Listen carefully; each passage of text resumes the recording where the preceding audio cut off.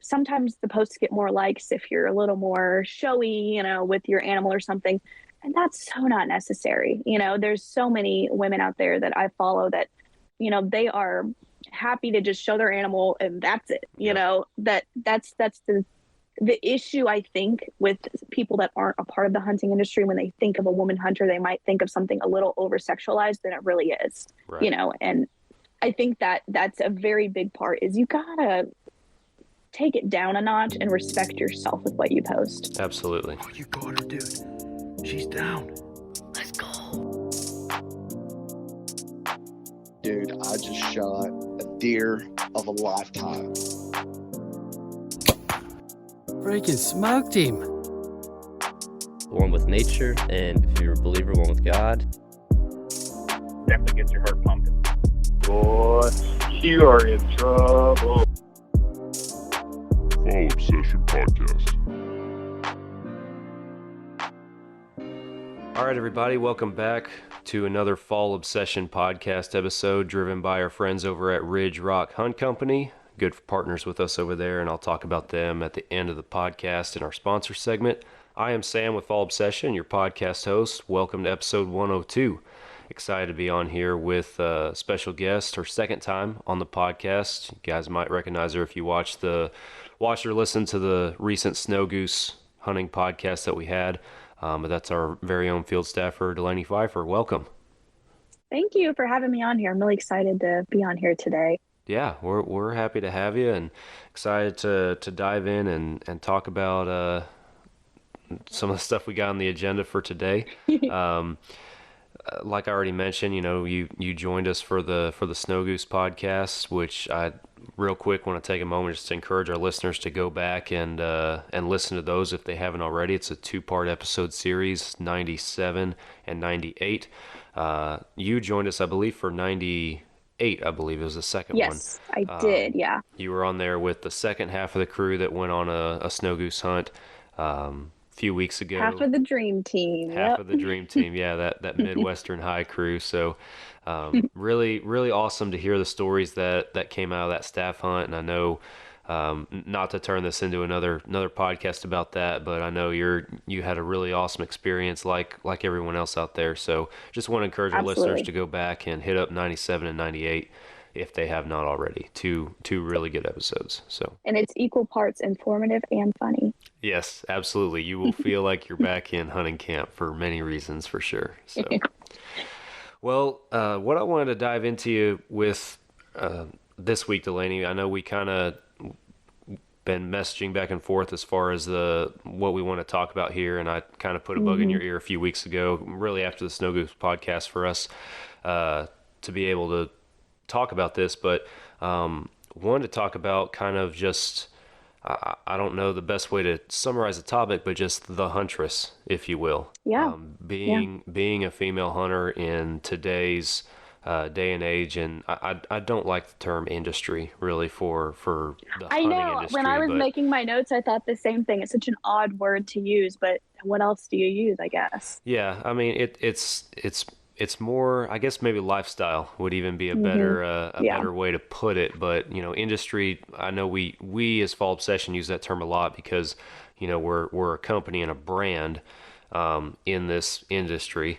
But what it really boils down to and what we're made up of is men and women who live and breathe this hunting lifestyle, this outdoor lifestyle. And I know since you joined Fall Obsession, we've been involved in several conversations where you've brought up, your one desire to inspire other women to get into hunting in the outdoors, which I don't believe that there's any shortage of them. In all honesty, and I'm sure we'll dive into that here in a little bit. But anyway, that's kind of the sloppy introduction to what we're going to get into today. What we're going to dig into. Yeah, exactly. But the nitty gritty of it. Yeah, for sure. So the first thing, and I think the way that we'll kick this off, that having been said, with you wanting to inspire others yourself. Let's start by talking about some of your inspirations, kind of as you've grown up, as you've gotten more involved in hunting in the outdoors. Who have been the people, the mentors, or just the the inspirations from an online, from a not local perspective, if you will, that have inspired you to dive deeper into this outdoor lifestyle? Yeah. So I, first of all, I grew up a farmer's daughter, and, I was brought up, you respect the land, you respect the animals. And so my dad was always very big into hunting. And then he learned from his dad, my grandfather, and the stories that they tell. I mean, amazing stories where they go from Africa or Canada or South America. And as a kid, you're absolutely fascinated by the story. And all I can think is, when I'm older, I'm going to do that. I want that. And so, being a girl, my dad never really pushed me, to go hunting with him. He would, say, if you want to, you can, but he would never say, I want you to come with me, but you're more than welcome to. And, it was a little different because I have a brother as well. And he was definitely more engulfed in it when he first kind of was old enough to. I brought it up to my dad when I was young that I wanted to go with him. And I think that was probably the happiest I've ever seen him. But I think I was probably about 6 or 7 when I first started going with him in the field. And I wasn't shooting or like that, but I was just learning. And so skip forward, I grow up, I'm, a part of just kind of family hunts at this point. Occasionally I'll go with friends and such, but, I'm not old enough at that point. And I didn't really know anything other than relying on dad to, drag the deer in or something. So, so then I went to college in Ohio, and that was when I was really on my own at that point, because, it was my first time out of the house, and it hit me, wow, I don't have anybody saying, hey, we have this hunt coming up, because, I haven't made those connections. And so that's when I started to realize there is, like we said, industry, that isn't always the most heard of until you learn about it, and then you're obsessed, pun intended. So I have a really great friend, Julie, who I met at a gun show when I was in college, and she travels the United States hunting and selling some of her merchandise that are hunting merchandise. And I mean, we've become an instant bond. And she introduced me to getting sponsorships or working for a company to promote them, to promote you. And in return, you get to hunt and you get to meet new people.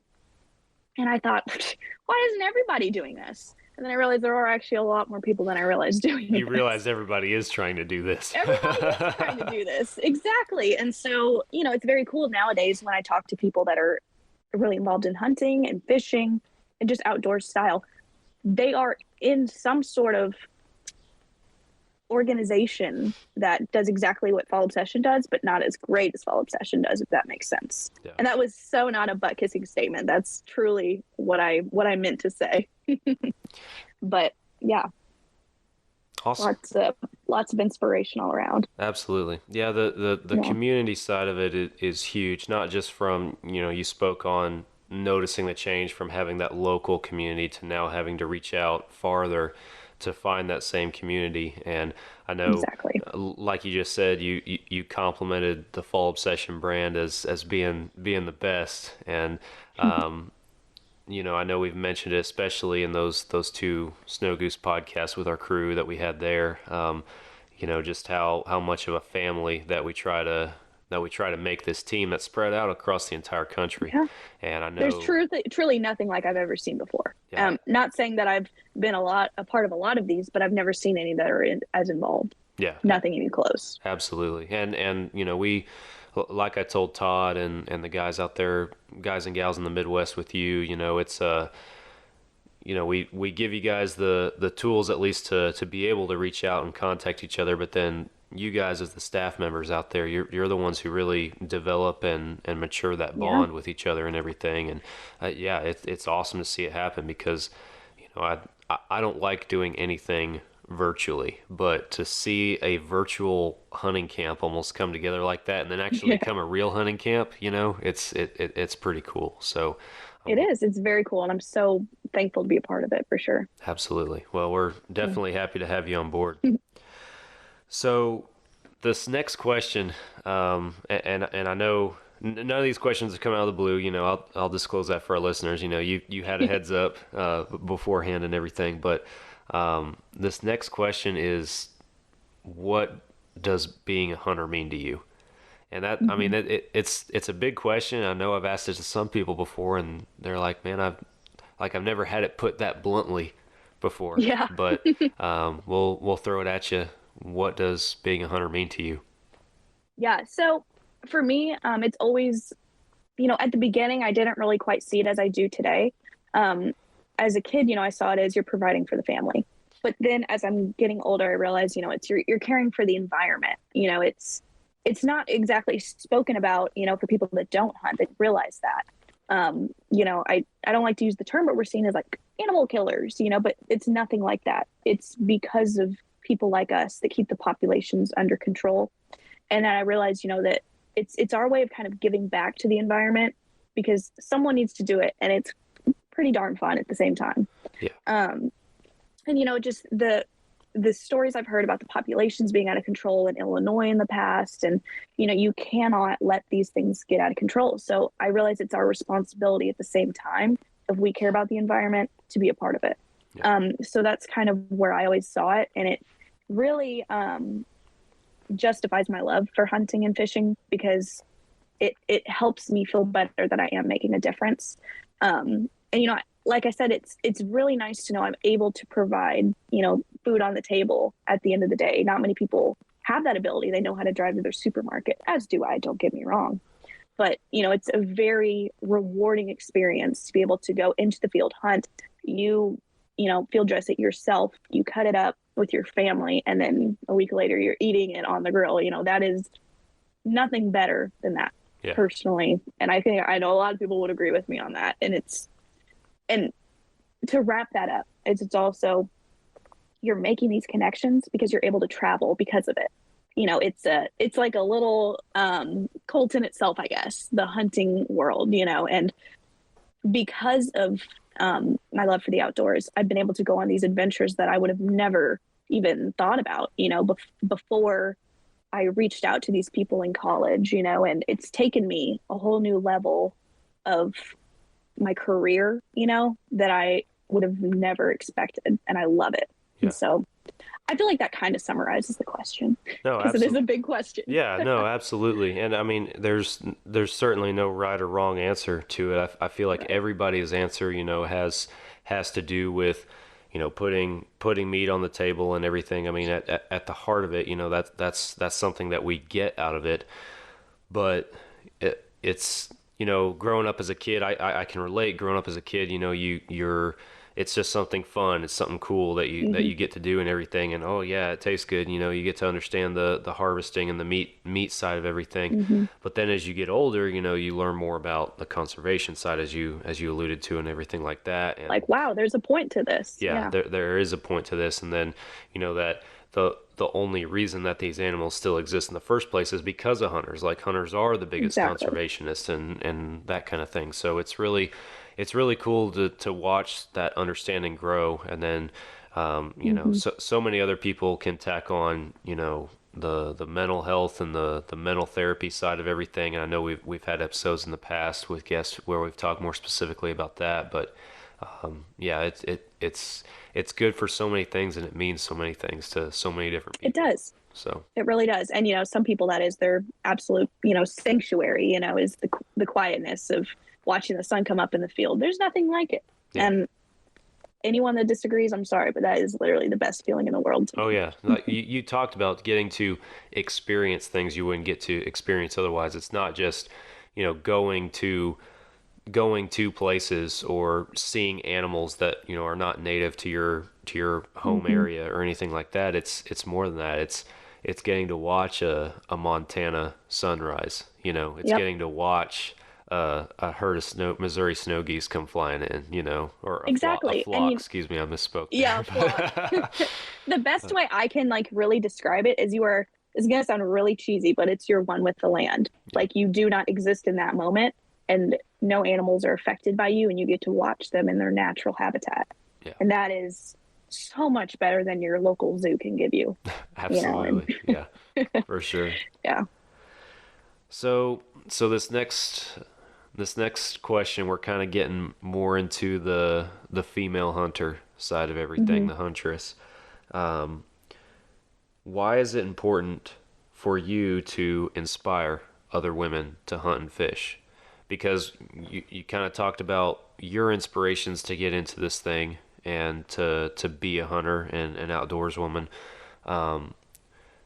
And like I mentioned at the very beginning, it's not, I don't know that's necessarily there's a huge shortage of females out there who hunt, but at the same time it's, and not at the risk of sounding sexist, you see a lot of guys out there, going on the elk hunts and the backcountry hunts and stuff like that.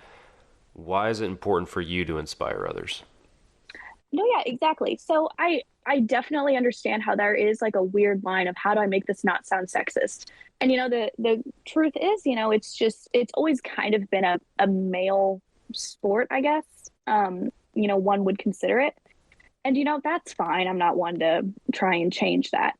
But I think it's that much more inspiring to see that women are, really starting to get involved in it. And, I was just talking to my dad last week and he said, wow, there was not that many female hunters when I was growing up. Yeah. Way, way back in the day.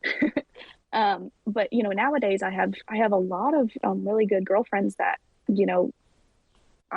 you would see them walking down the street and think she's a girly girl, but it turns out she's actually in the backwoods on the weekends, and so I think that's just really important, that, be proud of who you are. Don't try to, act like you're someone you're not. And the reason I say that is because, in junior high and high school, I tried really hard to be girly, and, you can't fight. If you're a tomboy, you're a tomboy. Let it be. And I didn't discuss hunting, farming, fishing, anything, because that wasn't cool to me. And that is now today my biggest regret, because I think I could have, maybe back then inspired some of my friends to come with me, when I go with my dad fishing or hunting, and looking back, that my life has completely changed because everything revolves around now. What can I do for my environment? How can I spread awareness, that this is what hunters do? And so I think for like women, like why it's important to like inspire is because don't feel like it's a male dominated world if it's really not. There's a stigma, I think, an unspoken stigma that it's kind of maybe looked down upon if there's a woman on your hunting trip or something. And I'm here to say that none of that's true. I have always been welcomed any hunting trip I've been on, and I just, if anyone's like, any females listening are always thinking, I would like to make a platform on Instagram, but, I don't want people to judge me or make fun of maybe I said the wrong thing about this animal, or I didn't know my facts. Who cares? The only way to become someone in a world you want to become is to just do it. And on Instagram, I guarantee you, I've said so many incorrect statements so many times. And politely, people have messaged me and said, actually, that's not what that is. That's okay. And so I was pleasantly surprised by how calm and welcoming the men, but everybody in the outdoor industry are. So, don't be afraid to switch it up and post what you want to post, talk about what you want to talk about, and it's okay to be girly and be, knee deep in mud, at the same time. It's okay. And I think there's definitely a stigma that, if you like to hunt, then you're automatically not girly, I guess, I would like to say that is so false. Yeah. So, yeah, I mean, I think it's really cool that it's becoming a thing of beauty to be able to be, kind of a bad at the same time. Right. So, yeah, I think it's really great that it's becoming so much bigger than it has been in the past before me. And talking about that too, as far as the social media side of everything, because I know it's one thing to talk about I'm not going to make this about the censorship or anything that the hunting industry as a whole is facing right now on social media platforms, but more talking about just the persona, I guess, of different individuals, and this is applicable to anybody. It's not just a huntress on there, but I think what really draws people in more than anything, one is it is quality content. That's a given, no matter what. Huge, it seems yeah. like. I mean, a page that puts out better just quality of content is obviously going to do better than somebody. And constant, for sure. Yes, and consistency too. Quality and consistency go hand in hand. But and then the other thing is just true information, or just being your true self. It's not trying to put on a face, or a show or anything like that. It's just it's just raw, for lack of a better term. It's just this is what it is. And unfortunately, with some of that in hunting in the outdoors, especially when you get into the messier post-kill portions, that's when social media typically seems to have a problem with that. But so kind of have to pick and choose your battles on that one. But still, just the not trying to make it a show, constantly and stuff, I think goes a long way too, with just being your true self. Absolutely. So. Yeah. And, not to dive in too deep into this, but there has been, like, I have noticed personally, sometimes the posts get more likes if you're a little more showy, with your animal or something. And that's so not necessary. There's so many women out there that I follow that, they are happy to just show their animal and that's it. That's the issue, I think, with people that aren't a part of the hunting industry. When they think of a woman hunter, they might think of something a little over sexualized than it really is. Right. And I think that is really important. You do not need to, show things you don't want to if you want to get noticed in that. And that's one thing that I really was very firm on when I started my platform. Is I'm gonna show everybody what I want to show them, which is deer, squirrels, and fish. Anything other than that, I don't want a part of it. And obviously other wildlife. But I think that that's a very big part. Is you gotta take it down a notch and respect yourself with what you post. Absolutely, yeah. Because that, and again, not to dive too far into it, but that one or the other attracts a certain crowd. So it does. You have to pick and choose your battles on that too. So, and before you know it, all your followers are bummed because you're only posting pictures of animals, or vice versa. Yeah, so. Exactly. So, yeah. So, what would you say is the best way for other women to be able to set an example to others? And I know this might be even repetitive with some things that have already been mentioned, but whether it's somebody who is just now getting into hunting, just now getting into the social media scene, or maybe has been doing it for forever and just wants to up the online content game, or whatever Totally. that might be. But, yeah. So I'm actually kind of in that boat, of just, you want to be bigger, you want to be more. And, the best thing I can say is don't be shy. When you see someone that's really inspiring, you think, wow, I like where they're going. I like their message. Reach out to them. Say, hey, what do you suggest? How are you to the level that you are? And, they're never going to be rude to you, or they might not respond. But I mean, it's really great how women want to help other women and men. You see a great profile, you let them know, I love your profile. What do you suggest? And obviously they're going to tell you the same thing: quality and consistency, and hashtags. They work wonders. Yep. Yeah. That's what sucks too. And I know I said we're not going to dive into any of this or anything as far as the censorship and stuff, but I mean, yeah, that's what sucks. Unfortunately, in today's day and age with social media, you have to be able to play the game, and that include that. Yeah. Obviously the quality and consistency, but then the hashtags, even the times of day that you post on certain days of the week. I'm telling you, algorithms are crazy. There are so many algorithms that are just like, yeah, if you want to excel, you have to know how to play the game, and it's crazy. You do. And, my sister and I, we both really enjoy social media, maybe a little too much. And we kind of will text each other like, I didn't get any likes today. Did you? Yeah. What's going on with that? And we're kind of learning, oh, well, this time of day's better. Fun fact, towards the end of the day when people are getting off work is the hottest time to be posting stuff. I am ashamed that I know this information from experience. But yeah, I mean, it's definitely one of those things where you can't let it rule you either. And I was guilty of that for a time where I was just so obsessed with getting over, 300 likes on a post, and then once I hit 2,000 on a post, I was convinced that all mine were going to be like that. Right. But they're not, they're not. And, I think that's very important to remember. Hunting and fishing and yourself comes first before you make yourself bigger. But it does go hand in hand, because I have made some of the best long-term friends and connections at the same time through my Instagram or Facebook, so yeah. It's a give and take. Yeah.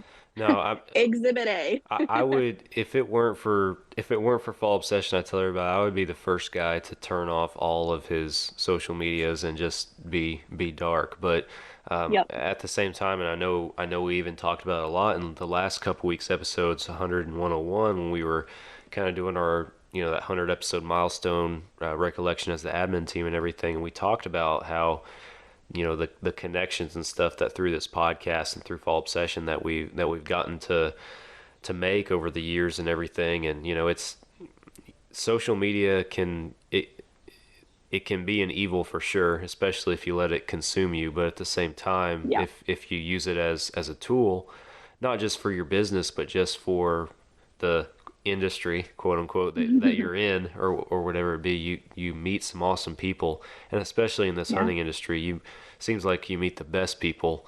And it goes from just being a follower of somebody, or them being a follower of you, to, hey, we're actually going on a hunt together, you're actually sharing a hunting camp with these folks, so yeah. And to kind of bring up our past conversation, one of my very first inspirations to really kick up my Instagram a notch was Allie Butler. Yeah. And when I found out that you had her on the show, I freaked out, because she has been, from day one, I always am like, how is she posting about this? How does she handle this? Because whatever she's doing, I want to somehow reciprocate it into my own way, because she's successful and she's respectful of herself in all of her posts, and I admire her for it. So hopefully someday, we can rewatch this and I can think, wow, I can see how I was inspired by her. So I am a huge fan. Yeah. Huge fan. Well, like I've mentioned before, and we actually had a listener send in a comment for episode 100 asking to bring her back on the podcast. So we're gonna have to after this, we're gonna have to see what we can do, because this is twice now that we brought her back up. So we're gonna have to see what we can do on that. But yeah, Allie, if you're listening, I love you so much. Loyal fan right here. Loyal fan. So loyal. Well, is there anything else that you'd like to add or kind of elaborate on, build more upon, as far as just being a huntress in today's world, whether it's as far as lifestyle, the social media side of everything, hunting tips, whatever you guys, or anything else that you'd like to share?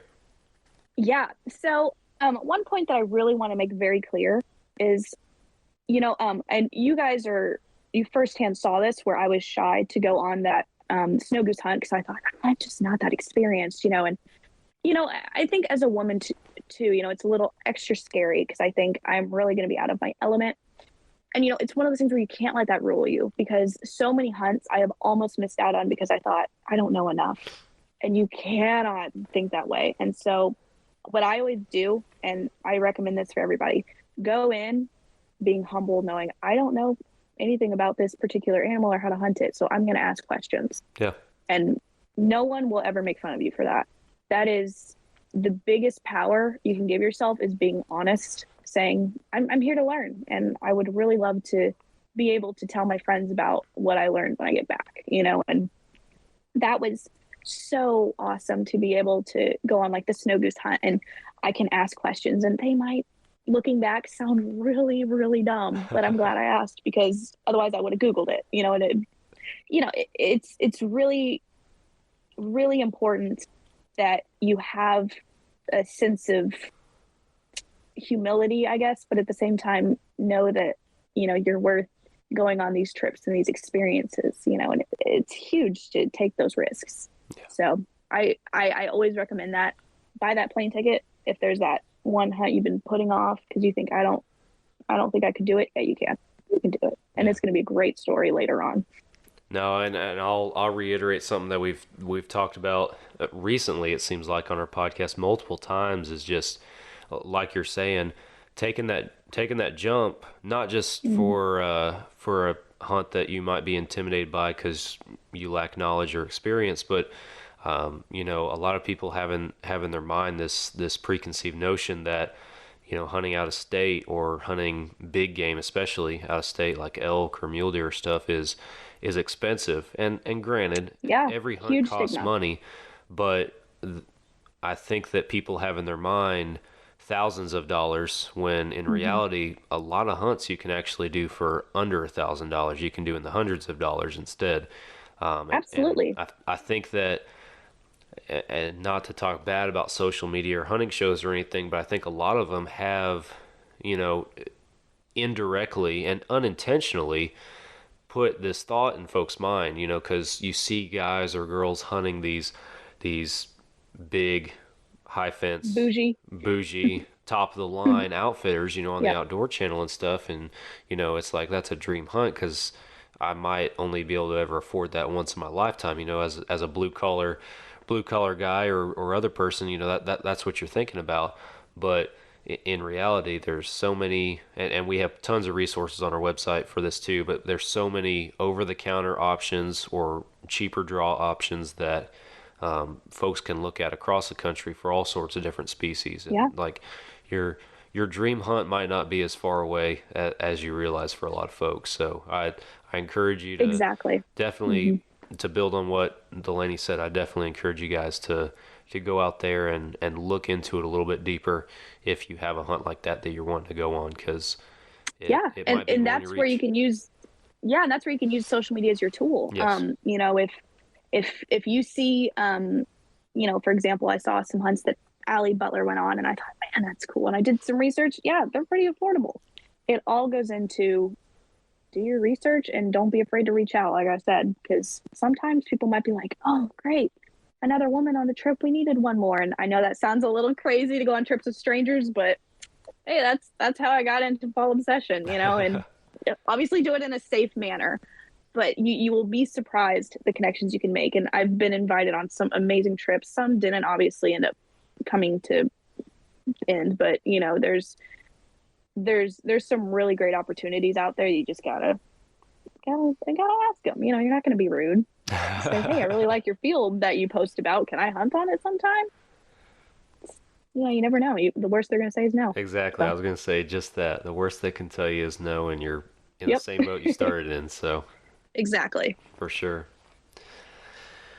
Well, Delaney, is there, before I have our closing questions that we ask all of our newer guests on the podcast, and I'll hit you with those before we end, but is there anything else that you'd like to talk about as far as the Huntress side of everything? I think we pretty much got it all, I would say, but I think what I really wanted to get out there, and I did, is do not feel the need to over-sexualize yourself to be someone in the industry. I think that is very, very big, and I don't think I could ever repeat that enough. It's so important to be professional and to represent yourself as someone you'll be proud of years from now. Exactly. Couldn't agree more. Mm-hmm. Well, I will. I'll hit you with what we called them a long time back, our rapid fire questions. There's nothing rapid about these, but we've made a habit of asking most of our first time guests on the podcast these questions. I know you've been on an episode with us before with the whole crew on there. We didn't get into that because with that crew, that conversation would probably never end. So I'm gonna have to single out the Midwestern crew one by one to ask them these questions. That way we don't have a 5-hour episode. But the first question is pretty simple. What's your favorite hunting memory? And tell us a little bit about it.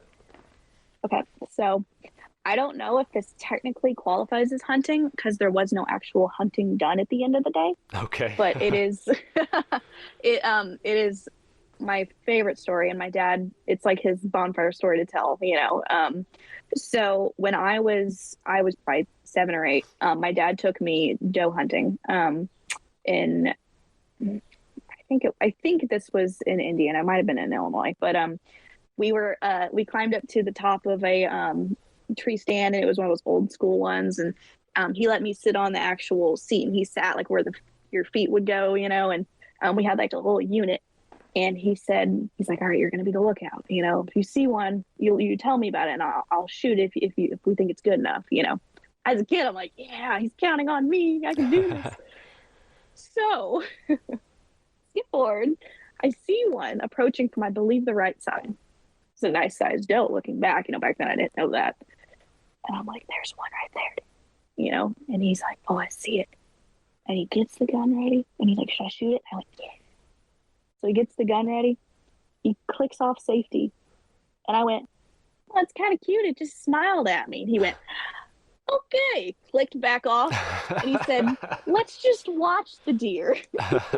So we spent the next couple hours just quiet up in the tree stand watching them go by, and as a kid, I thought that was the most special thing. Looking back, if that was my future kid, I would have said, you have got to be kidding me. But my dad and I are very close, so it's a good story to look back on, because I was so innocent, thinking, look at it, it's so cute.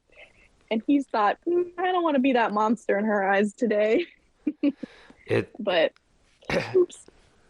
It's very good on his part, from my perspective at least, hearing that story. Because it's so important to get kids involved in hunting in the outdoors, and to give them a good taste of it, if you will. Exactly. For lack of a better term, you're trying to get a gauge on when, kind of where their head's at with this whole hunting thing and killing an animal. And I was telling him to shoot it, and I probably didn't even know what that meant at the time. Yeah, exactly. But that would have probably caused some serious mental scarring looking back. But I mean, he recognized that, and so he instead of taking the shot, he took the opportunity to, turn what could have been a life-changing experience for you, turn that into something that you would remember a lot more positively and stuff, and not saying that, eventually kids have to understand, yes, we are killing an animal and everything. 2 other stories that go hand in hand with that come to mind are, I won't name names for this gentleman. He knows who he is, but his son, he took him hunting with him, and it was going to let his son shoot a deer, and the kid didn't want to shoot him, and dad was kind of pushing him to pull the trigger, and the kid, he did not want to at all. He was adamant, I'm not going to do it. And his dad quickly realized the mistake that he made, just pushing him to that point on, you need to shoot. It wasn't his time. And his son to this day still enjoys going hunting, but he didn't want to be the one behind the gun, So, I mean, it's just, you have to, and I've had multiple conversations with his dad, and I consider him a friend and everything. And it's, it's just it's something that he talks about and that he remembers as a father, as far as, it's learning for both parties. Yeah. He says, I tell other people this because, I don't want other people to make, this kind of mistake and stuff. Sure. And I think about my dad and everything. My dad, he didn't push me into shooting my first deer or anything like that. It was more on, if you're ready. And I hunted with him for a year, just being in the stand with him. And then I was like, yeah, I'm ready to go. I want to do it. And later that second year, I did kill my first deer. But I remember the first time he ever took me hunting, he shot a doe out in the field, and I was pretty excited, but I'd never seen a deer field dressed or anything like that. I was 6 or 7. That can be a lot. Yeah, I was 6 or 7 at the time. My dad had the forethought to be like, hey, if you want to stay back at the fence, me and Ken was his friend. Me and Ken will go out there and we'll field dress it and then we'll bring it back. And I was like, okay, I still really didn't understand what was going on. And my dad, it's fun to hear my dad tell a story because he's like, we're 5-10 minutes into field dressing this thing, and he said, I left him back at the fence and I turned around, he's looking over my shoulder like, interested in everything. And I did. I got bored, so I just crept up and I started watching, and it worked out for me, I guess. But yeah. Anyway, that's the long way of saying, it's you have to be able to gauge a kid's kind of a kid, not just their interests, but their understanding of what you're doing. And as they mature, that understanding can mature with them. It's not something they have to dive into. Exactly. And my future kids, God willing, if they want to go hunting, it's gonna be the same thing. Baby steps, only what you're comfortable with. Yeah. Because I think that can really, like you said, turn how someone feels about hunting, for the rest of their life. Yeah. And I personally know someone who once accidentally injured a deer, never found it, and they don't really care much for hunting anymore. It's all about, how do these experiences impact you? Is it worth that one kill? Yeah. And that's really big, and I think that's huge. That my dad was always so very clear, like, you are going to be taking this animal's life, but we will be eating it. They're put on this earth for us to eat. Right. And that was always very clear to me. But it was very much a different experience once I actually saw one get shot and field dressed. Yeah. It was a bit of a whoa, but then it was cool. So yeah. I agree. It's a much a rip the Band-Aid off experience. Absolutely. Yeah. Yeah, and I will say too, for anybody who might be new to hunting, whether you're a kid or an adult, whatever it might be, you have not truly hunted until you have missed or made a bad shot and potentially not recovered one. I'm pretty sure you could talk to just about every hunter that has more than 2 or 3 years of experience under their belt, and there's been an animal they haven't recovered. So it's... Yep, and then you think about it, and it gets that pain in your stomach. You literally want to throw up. Like, you literally want to throw up, and it is sickening, and it's something that nobody wants to talk about it.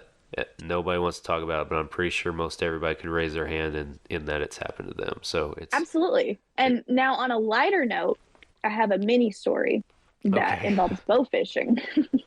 I'll be quick on this one, I swear. No, you're fine. So so you know how the team is going to be coming over this summer for bow fishing. I thought, what more appropriate than to tell this story? So 2-3 summers ago, pre-COVID, I was bow fishing in my dad's friend's farmland over in the river bottoms, and the floodwaters get to insane levels, like where the farms are basically lakes at that point. Anyway, once the water starts going down, you would not believe the amount of carpet you would see in there. Occasionally gar as well, but I mean, insane amounts. So it's wonderful target practice because, I mean, they're kind of in this giant pond, and so I thought, I go bow fish over there by myself. And I was still fairly new at bow fishing. I was, I think, still in high school, maybe. So it was probably more than 3 years ago. But my point is, I was a little more stupid back then. I was barefoot, in this farm field. Already mistake number one. And I ended the day with having my dad pull splinters out of my feet. That's not my point of the story, but don't ever go barefoot in a field, especially a muddy field. Lesson one, yeah. So yeah, lesson number one: do not do as I do. But my cat's trying to play with my my phone stand. Not the first animal podcast. yeah. I've seen some of the furry friends you guys get on there. Yep. But anyway, so so I was getting ready to put my arrow in, and I saw one coming real close to me. And I thought, I'll take a shot on that one. So I quickly put it into its notch, and I pulled back. And when I released, it was just a bad. I don't remember what I did wrong specifically, but it was bad. And it just smacked the fish. Like, it didn't even pierce it, just smacked it real hard on the butt, basically, of the fish. And I was like, darn, I missed. I swear to you this happened. It made a complete 360, or 180, came around out of the water into the mud and bit my foot. A carp. No kidding. To this day, I have never heard any similar stories. I mean, I was like, running backwards, and this thing was like right at my foot. What? And I know it was a carp because I ended up shooting it because it was coming right at me. And I actually, in that that article I have about bow fishing, it's in the picture. That's one of them. And I can honestly say the bites don't hurt. It just will startle you because it's pretty much just gum. That's self-defense But against the fish. What are we putting in our water? Holy cow. I don't even know what I do. I've never heard of that happening. Holy cow. It absolutely bizarre. Absolutely. But not to scare anybody off from bow fishing. It was more funny than it was scary. Yeah, it's not common for fish to come out of the water and attack you. So and I mean, it was like swimming in this thick mud, and then obviously it couldn't go any further when I found. But it was a very much a what just happened experience. Wow. Yeah. So that is crazy. Yeah. All right. Well, the next question on our closing questions. Your top bucket list hunt or hunts that you have not gotten to do yet. I've got the list ready for that. Big piece of paper. All right. Very large. That's actually just 3, I swear. I am very blind, so the font's very large. So I would say my top picks, and Fall Obsession is very much influenced by this. First of all, you guys got me very excited talking about the wild boar hunting in Texas from a helicopter, perhaps. I mean, how cool would that be? So, number 1, I'd say, is helicopter boar hunting. Awesome. Preferably with a machine gun. Not sure if that's legal. Oh, that'd be cool. Yeah, you can do it down here. Oh, it is? All right, on my way. And then the next one would be elk hunting out west. Not really any place specifically. I would just really love to elk hunt. I would, however, from the stories I've heard from all my hunting friends, bring a friend or a really nice backroading truck, because I've heard that lugging those things through, the fields and mountains is the worst thing ever. Oh yeah. So the work starts after the hunt. Yeah, no kidding. Especially when it's like, how many times the size of a deer that I'd be used to. Oh yeah. So being prepared on that one. Yeah. And then the last one is bear hunting in Canada. That I have a coworker. He'll be so happy that I mentioned him. His name's Scott.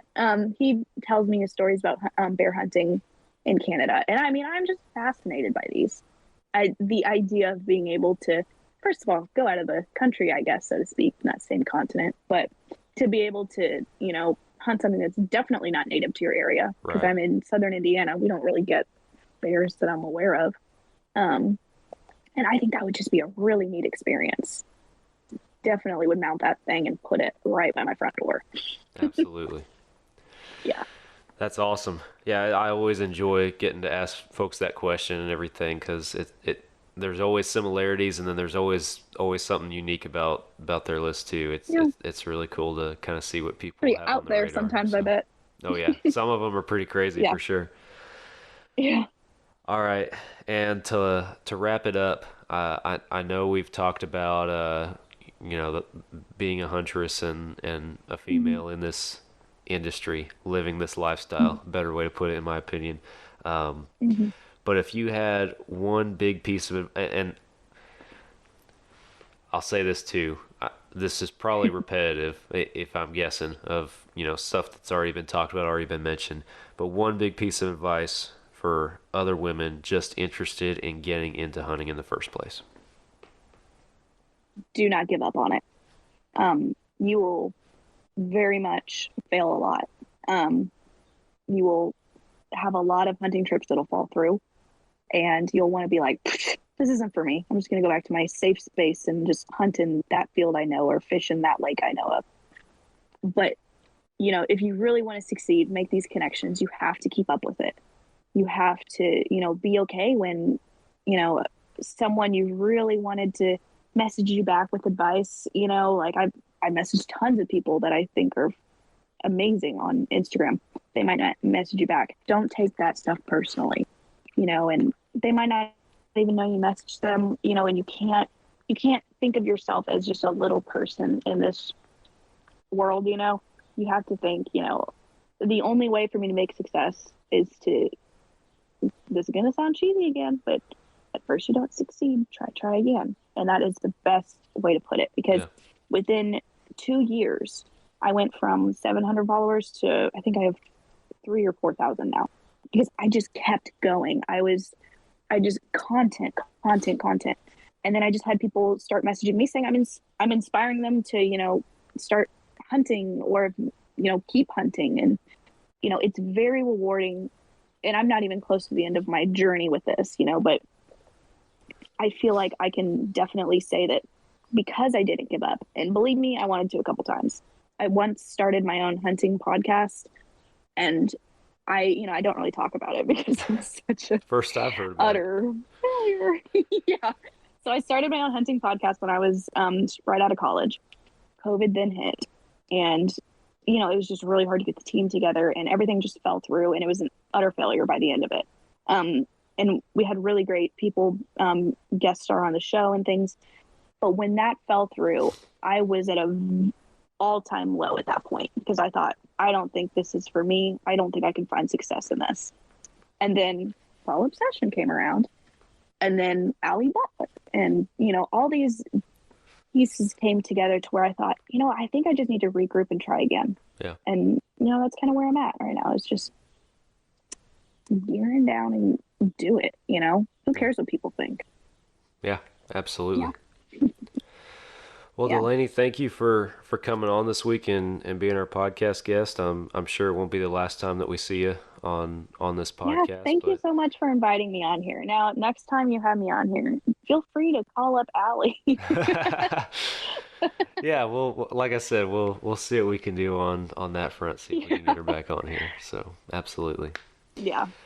Well, for our listeners, if you guys are listening, thank you. Hope you guys enjoyed this conversation. If you have not already, hit that follow and or subscribe button on whatever podcast platform you are either listening or watching on. We are on all major podcast platforms, as well as our website, fallobsession.com, and our YouTube channel.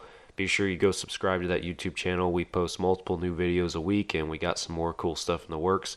So be sure that you check that out. Fall Obsession on social media, Facebook, Instagram, Twitter, and also on the Go Wild app, which is a censorship-free app for hunters and outdoorsmen. Definitely encourage you, if you haven't already, to go check them out. It is free, and it is nothing but hunting and outdoors on that social media platform. And Fall Obsession is on there, so be sure that you hit us up.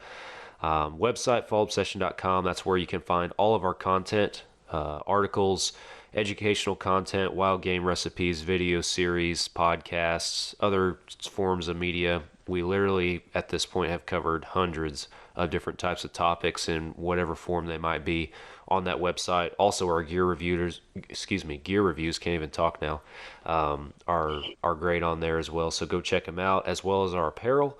We got lots of, I say lots, we got several new spring designs in, including our Midwestern High t-shirt that is kind of stemming from these folks, Delaney and that Midwestern cruise hunt out there that we've referenced several times in Missouri, that snow goose hunt. So go pick you up some new Fall Obsession apparel. Support the organization and what we're doing. And if you guys are looking to save a little bit of money, go back and listen to last week's podcast 101. During that podcast, they give you guys a discount code to use at checkout that'll knock a few dollars off. So got to go listen to episode 101 though if you want to get that one. So Gotta do it. And Delaney, you want to tell folks where they can find you on social media? Yeah, totally. So my Instagram handle is just my first and last name with an underscore. Someone stole the other one. Gotta have the underscore. But it's just Delaney Pfeiffer. I'm probably gonna have to spell that. No offense to you. I have struggled spelling that in recent weeks. So it is a very German name. So it's DELANEY PFEIFFER. If you get confused, Michelle Pfeiffer, the actress. I'm not sure if we're related. I hope we are, but spelled the same. But yeah, that's where you can find me. And I probably should mention this because I know that Todd's going to get mad if I don't. I have to say it. Stay obsessed. There you go. Because that's very important to mention. Absolutely. Stay obsessed, guys.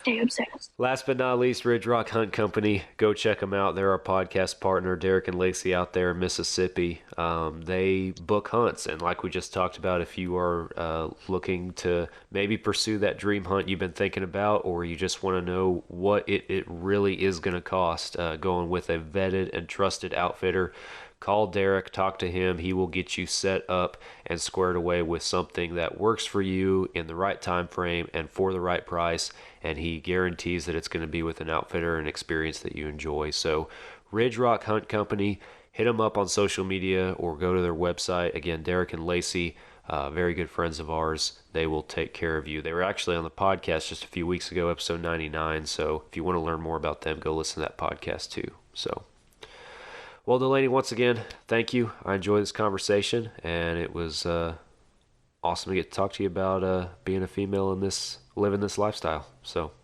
yeah, it was great to be back too. So I look forward to the future. Absolutely. So, thank you. We'll get you and that Midwestern crew back on here for another good time one of these days. So. Oh yeah, we bring the good time.